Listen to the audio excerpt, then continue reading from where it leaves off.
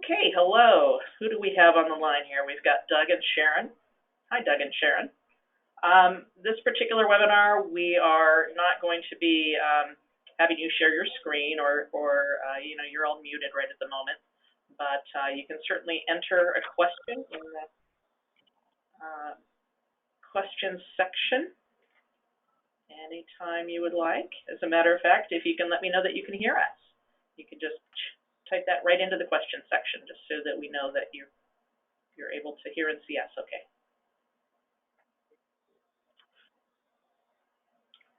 Sharon tells me I can hear and see you. Thank you for that, Sharon. Bradley coming on in.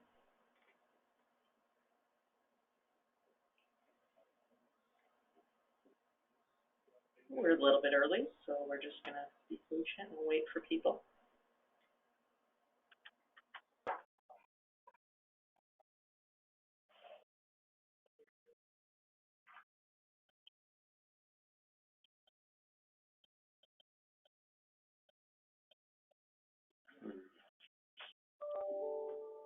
Bradley coming on board. We got Michael coming on board. Good morning to everybody.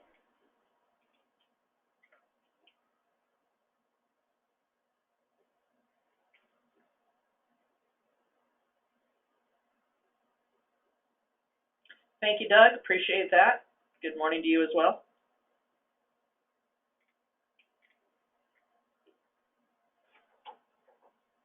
Michael, when you get a chance, if you just want to check out the question area and type in whether you can hear and see us okay, that would be fabulous. Welcome, Dick. Welcome, Bradley.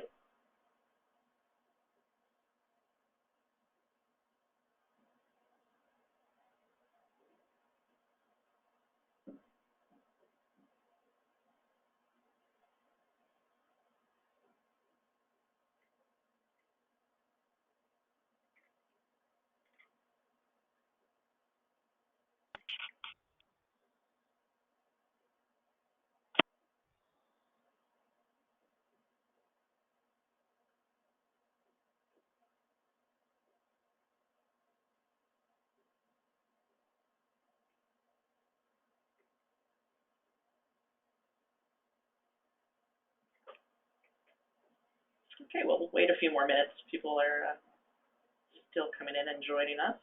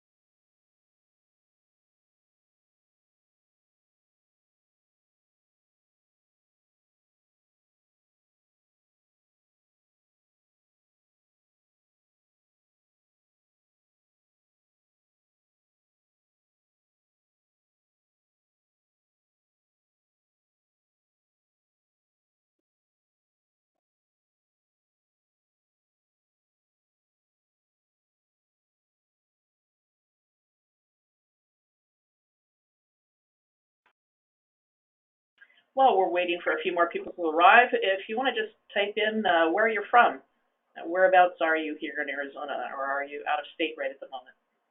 Just put that in the question box for us, and we'll read it off for everybody so we know.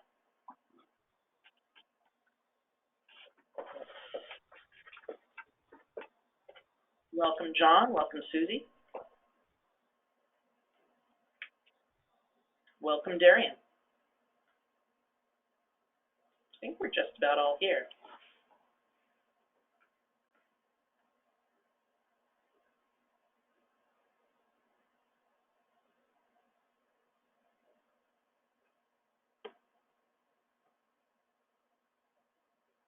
just going to ask one more time, can everyone hear me okay?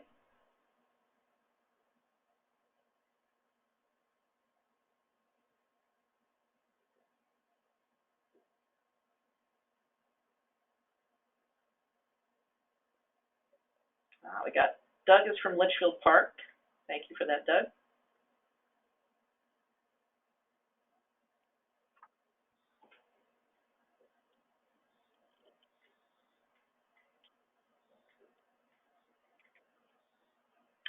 Okay. Scott, thank you. Good to know that you can hear us just fine. I guess we'll get a start. We're waiting for a couple more people, but hopefully they'll be able to catch up. We're going to take it slow here at the beginning, just in case people straggle in a little bit. So welcome to the first inaugural Arizona Golf Association Volunteer Orientation Webinar. Obviously, in this time of COVID, we didn't want to have you come into the office, although that's our preference because we love to meet and greet and see all our fabulous members and talk to them about what it is we do here. So just wanted to let you know I'm Robin, and I'm the Director of Business Resources. We also have on the line here Ange Brown. Ange, tell us a little bit about what you do. Hi, everybody. Good morning. Thanks so much for joining us today. I'm the Senior Director of Outreach Programs, and basically what that means is my job involves getting us out into the community, working with all of our clubs to help them build their memberships, as well as participating in a lot of public relations type events.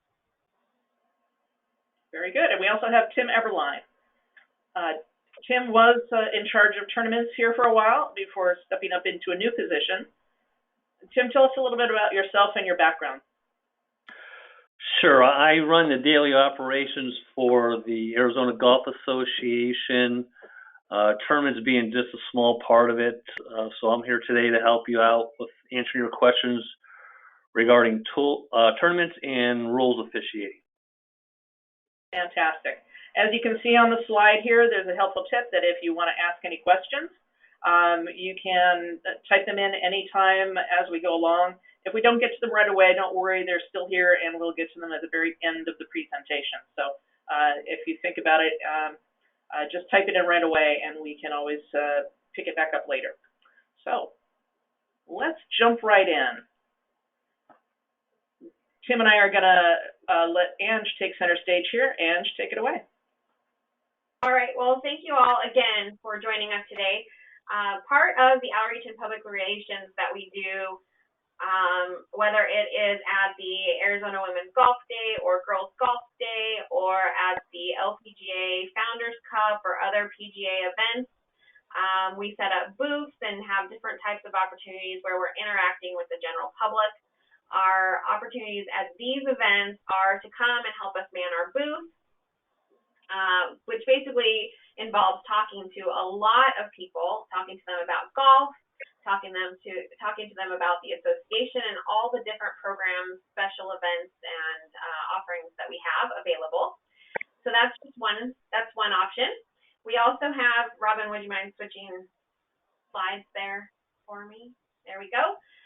Also part of the outreach programs department is adult player development programs. We offer adult player development typically for women all over the state with LPGA and PGA golf professionals. So we partner with these professionals and we offer a series type of lessons at these different facilities all around the state. That's our goal anyways, to be all over the state. And typically the series lasts anywhere from 4 to 6 weeks. And we like to put an advocate with or an ambassador with each of those programs. And basically that ambassador is somebody that is knowledgeable about golf, knowledgeable about the association when we train you and everything that you would need to know, knowledgeable also about etiquette and can help provide support on the rules.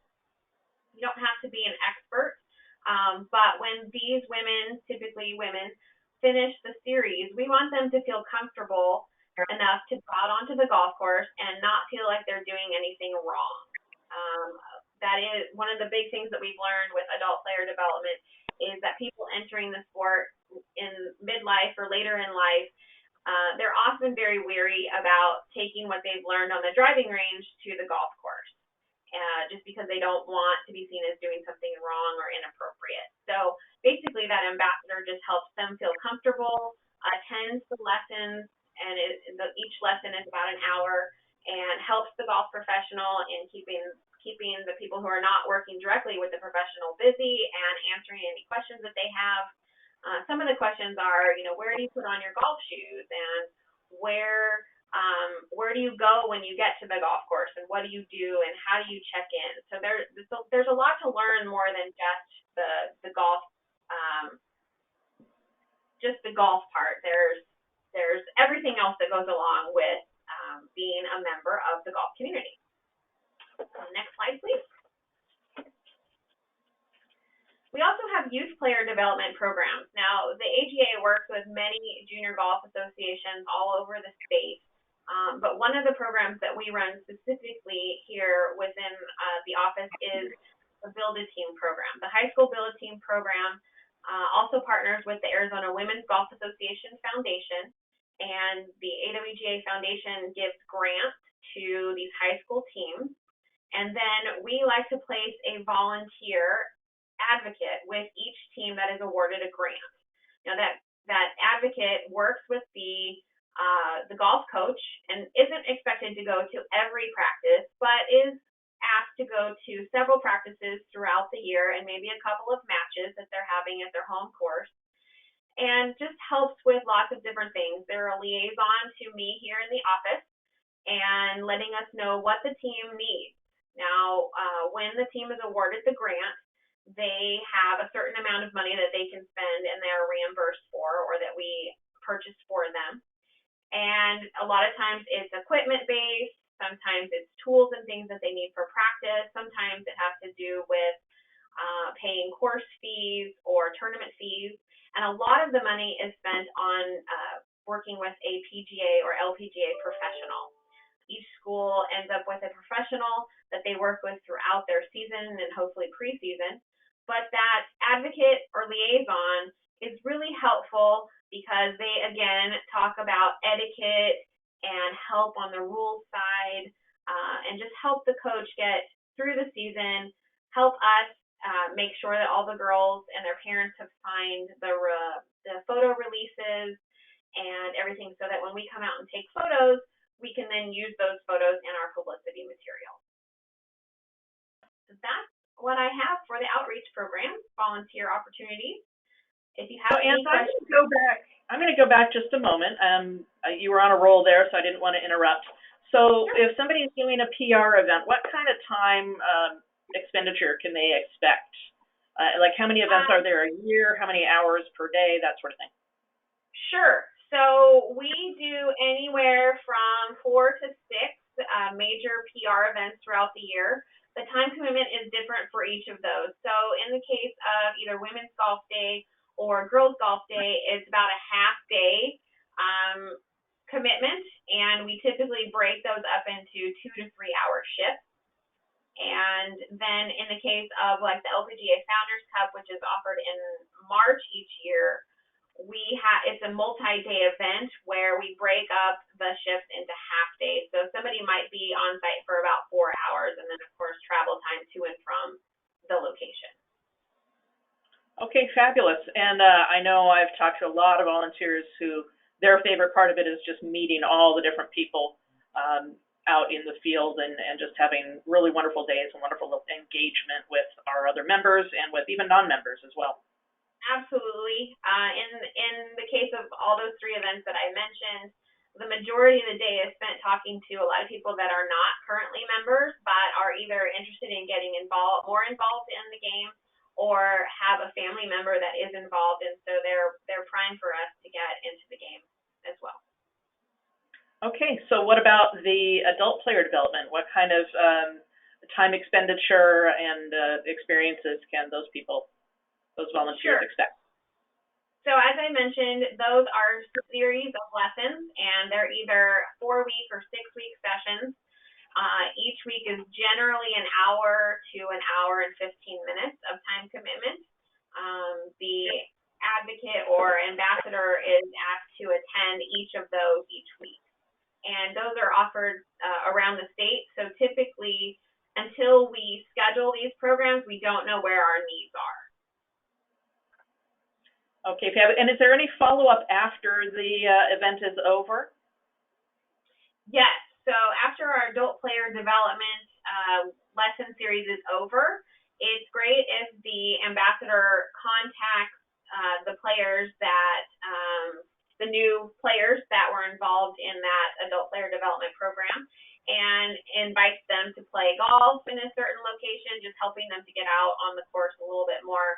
It's, again, not required, but I know it has worked really well with a lot of our ambassadors that have invited some players out from the Ready for Golf program to go out soon after the series is over, to get them out on the course right away and to ease some of their fears and anxiety. Okay, and what about with youth player development? What about those advocates? Now, the high school girls golf seasons are in the late summer and through October, so they generally the season runs from around August 1 to the middle or end of October, and we're not expecting the advocate to go to every single practice and every match. That's absolutely not required. We do ask that the advocate attend one of the early practices, get to know the team and the coach, and then set up some schedules where they can attend a few practices during that 3-month time period and a couple of matches on their schedule. This is really just an opportunity for these advocates to, one, give back to the game, to work with a team of girls that really, really wants to learn, and a coach that may or may not be that experienced. So it's a great opportunity to give back with your expertise. Fabulous. All right, so we're going to let Ange go here unless there are any questions for her. If you have a question, please type that into the question bar. We'll give that a moment.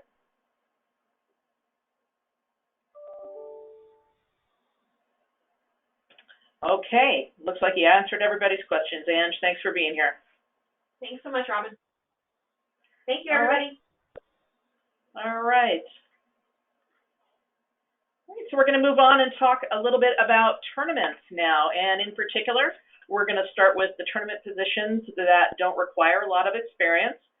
There are some that you just go to the tournament and the morning of, and you'll get about a half-hour introduction, and away you go. So the first one we'll want to cover is being a greeter. Tim, take it away. Oh, we've lost your audio, Tim. Thanks for joining us today. Before we get started, I just want to give everybody kind of a quick overview on what the year looks like. So a lot of these volunteer positions are for our men's and women's major events or championships. And we also run all the local USGA qualifiers throughout the year. So you can be as active as you want or as selective as you want in terms of your volunteering. So our greeter, this is probably the least volunteer we need because it's not needed that much, but when we do need a greeter, it's usually when we have a large event. And the venue or the golf course is new to a lot of the players, and when they come in off the parking lot, they have no idea where to go. So we'll tell them where registration's at, where the golf carts are at, where the driving range is at, where the men's and ladies' restrooms are at. So you're more welcome and just give them some general direction. Typically, when you're a greeter, when you're done, you can go home, or most of the greeters will stick around and do some additional volunteer work.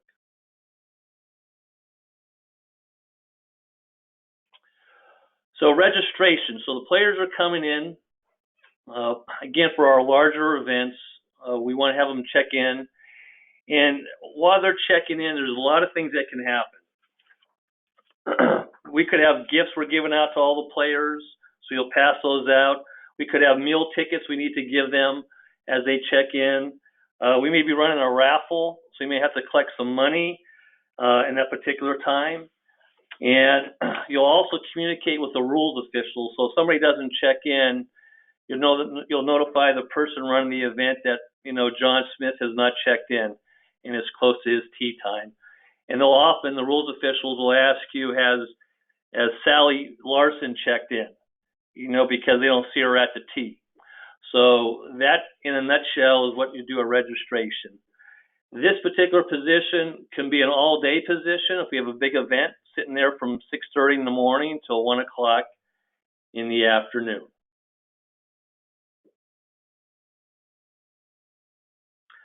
Okay, once the event starts, we have some golf courses that are very difficult in terms of for the players, and so we like to put individuals on certain locations of the holes that are difficult so they can watch the golf ball to see where it lands and notify the players if it's inbounds or out of bounds, or it's in the water or out of the water. Or if it's in high grass, you've already identified it so he doesn't have, or she does not have to search for it. So that's the four caddy, very simple job. And you'll be there pretty much, again, all day. It could be a long day sitting. We do give you breaks. We bring water out to you. We will also feed you and make sure you don't die out there of starvation. We try to find a nice shaded area in a place that's out of the way, but yet you can still see everything. Our USGA events in our big major championships, pace of play is monitored. So what we'll do is we'll position one or two people about every 3 holes. And as the players come through, you'll record their time that they come by and complete the hole. And the rules officials who's in charge of pace of play will ask you, what time did the 9:30 group pass come by you? Because they may be behind in pace of play, and the rules official will handle the pace. We just need somebody recording the time. Again, that's an all-day type of thing. We usually will run types of shifts so you can take some breaks, and we may move you around. But that could be anywhere from a 2-hour spot up to a 4 to 6 hour spot on the golf course. And then the scoring volunteers. There's a lot of stuff happening here. Typically, we like to have a rules official in the scoring area so that if there's any questions by the players, the rules official can answer it. But a scoring volunteer will total up the 9 holes of the front, 9 holes of the back, and record a total score and verify that with the player before they leave the scoring area. Another thing the scoring volunteer can do is actually just pick up the scorecards and take them into the scoring area, which is the most common thing we have our volunteers do. So they keep running back and forth as a runner from the scoring table to the scoring area. Some of our scorers will actually enter the scores into the tournament system, computer system, or for USGA events, we actually have a scoreboard where one of our staff members is doing calligraphy, and you'll take the score card over to that individual. You'll tell them the player's name and their total score, and they will record that on the scoreboard. Hey, Tim, for those checkpoint officials and the scorers, is there any particular background that someone needs? Is it, how does the training for that go? Are those ones that are kind of trained the morning of? Yeah, all of them. What we end up doing for the volunteers is we'll have a staff member or a rules official spend, 15, 20 minutes with you just to make and not leave you until you understand what you're supposed to do. The greeter's pretty easy, but as the monitor for the rules, we'll have a rules official have you be there with you for the first 2 or 3 groups that come through. Make sure you record it properly. Make sure you know how to use the walkie-talkie and how you can communicate with the rules official if needed. And same with the scoring area. Again, we have a staff member or rules official train you in those particular areas.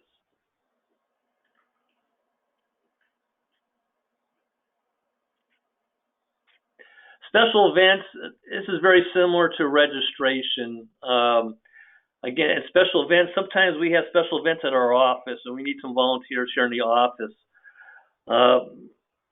The main one I can think of throughout the year is we do some massive mailings, and we need a lot of people just to fold envelopes, fold letters, and stuff them and address them, and that's more towards the end of the year that we do that. But we do need help once in a while in the office.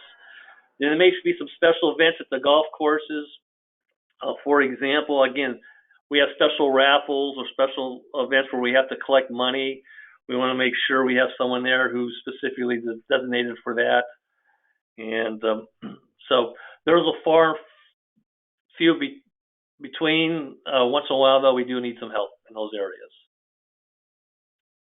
Okay, Tim, and I was just going to mention you can turn your webcam off now. The next thing we're going to be talking about are the positions for the tournaments that require more training.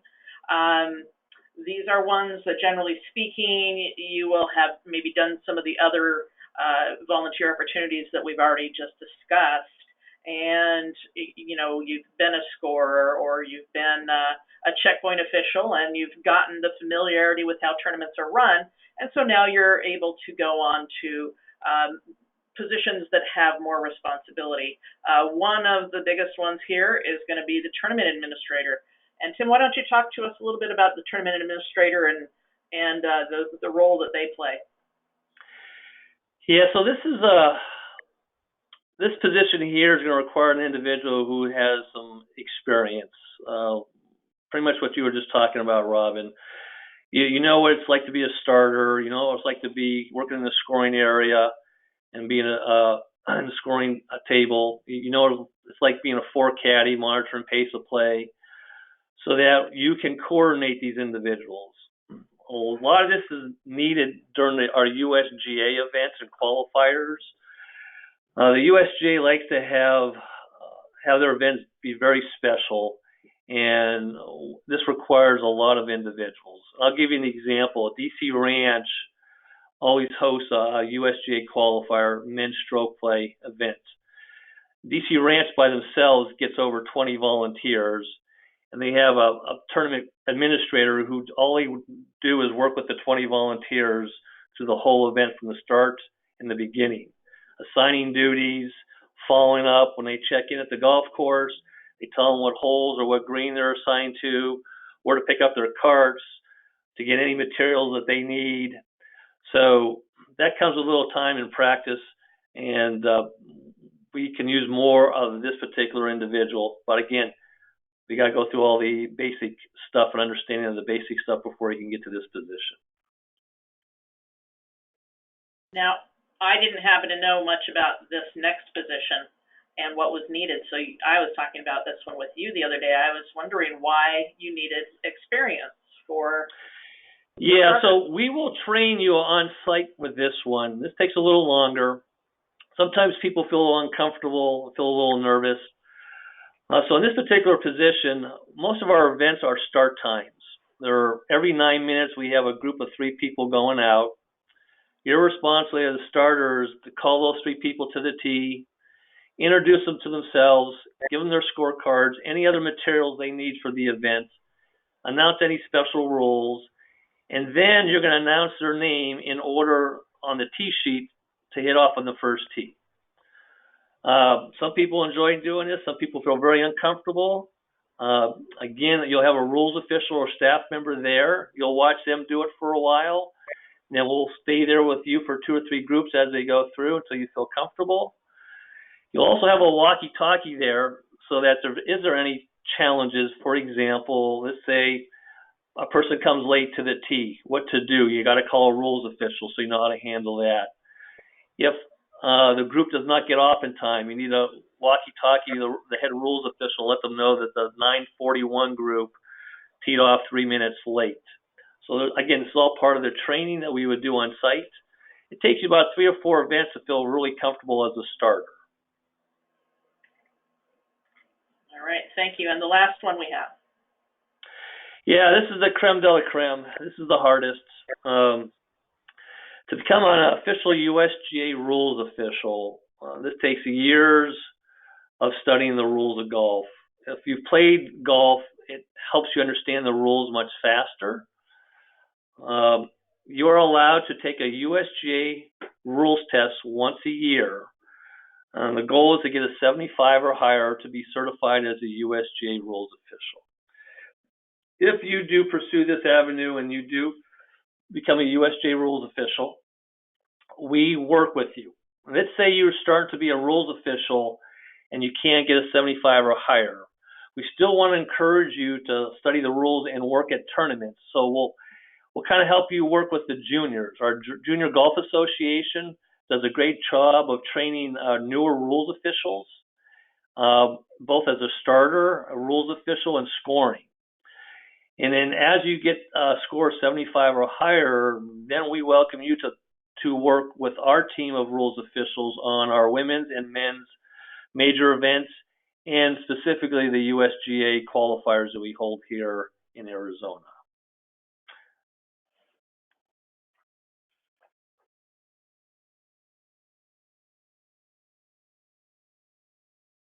All right. Well, thank you for that, Tim. I'm going to pop back on. Hi again. Okay, so that's the information that we have for you today. If you have any questions, we encourage you to go ahead and put that in your screen, and we'll try and answer them here live for you. Hopefully we've done a good job of doing it as we went so that you don't have anything lingering here. I'm not seeing any. That's good. That's good. Yeah, we like that. All right, so what are your next steps? Tim, let's go ahead and pop off here. Next steps are to, all of the ones we've just talked about are the ones that we currently have open. We do have, selectively, we have course rating and some other opportunities. They just, those particular opportunities are closed at the moment because we have enough people doing them, or we're in transition. In some particular cases, we're in transition and figuring out what our needs are. So what you see on your screen are the ones that are currently open. And that one bullet point there that says complete a registration form, I do believe that all of you have already done the registration form. So you can go ahead and skip that step if you've already submitted. So what you would do is you would just send an email to volunteers@azgolf.org. That goes to Sharon. Sharon and I both look at those, and then we will route you to the appropriate director who handles the areas that you are interested in. As you saw, Ange was on earlier. She handles the outreach volunteers. Tournament volunteers could be Leanne, or it could be Erin. So we just want to know what particularly sparks your interest so that we can get you to the right people. So with that, I do see a couple of questions just came through. Susie, you asked, how do you find out about tests? And I believe that's going to be rules tests. Tim, can you answer that for us? How do you find out about tests?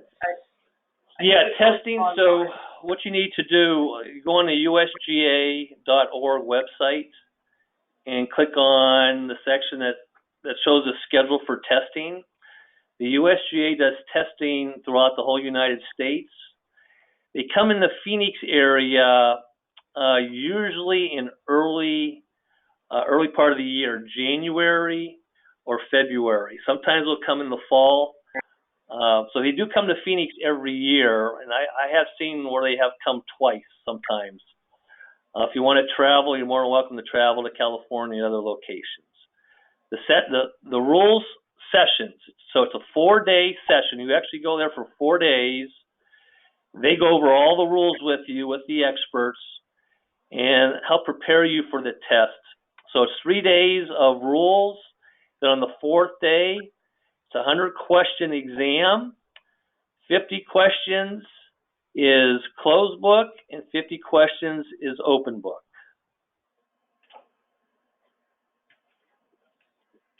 Okay, Dick actually makes a really great point, and that is that there is currently an online rules training that's running through the end of the month.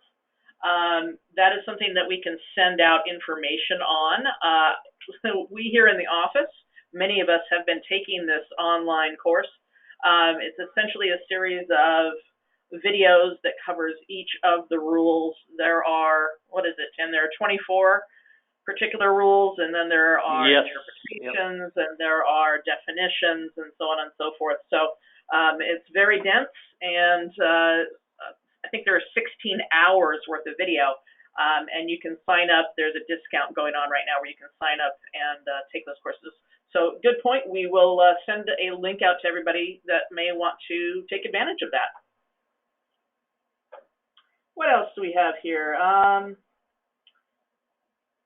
Okay, well, are there any more questions? Have I covered everything that people have wanted to hear about?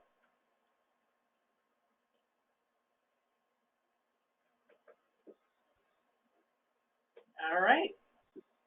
Oh, what about the first tee? Dick is asking, what about the first tee? I'm not sure. All right, Dick, I can help you out with that. So the First Tee of Phoenix, that's a separate organization. The First Tee of Phoenix does need volunteers. If you go on their website here for Arizona, I think they have 13 locations, and they do need volunteers to work with the kids. And that's a total separate process that you'd have to contact them directly. Yeah, we do a lot of work with the JGAA in particular, but yeah, the First Tee, we aren't as integrated with them as we are with the other organizations. So, and you're welcome. All right, well, I think that's it.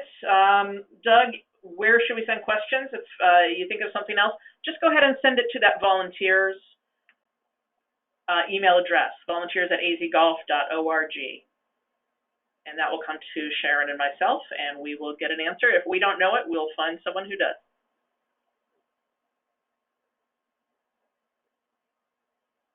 Okay, well, with that, I think we'll wrap it up. We thank you very much for attending. This was exciting for us. We've never done a webinar quite like this before. So, Doug says, thank you for a great presentation. You're quite welcome, and it's our pleasure. If you have any questions, please feel free to reach out to us.